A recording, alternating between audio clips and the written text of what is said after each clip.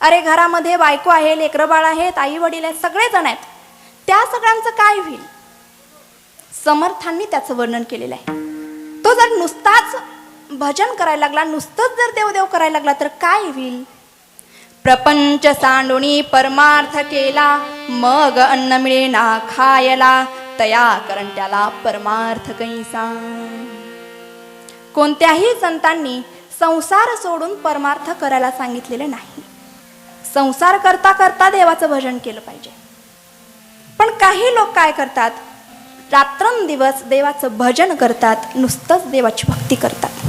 समर्थ त्याच्याबद्दल म्हणतात की हा जर नुसतंच भजन करायला लागला तर मग अन्न मिळेल नाही, संसार चालणार नाही. ज्ञानोबाराय त्याच्याविषयी अत्यंत सुंदर लिहितात. ज्ञानोबाराय म्हणाले, अरे ज्याचा संसार चांगला झाला नाही त्याचा परमार्थ कसा चांगला होईल? ज्याला संसारात कधी सुख लागलं नाही त्याला परमार्थामध्ये देखील सुख लागत नाही.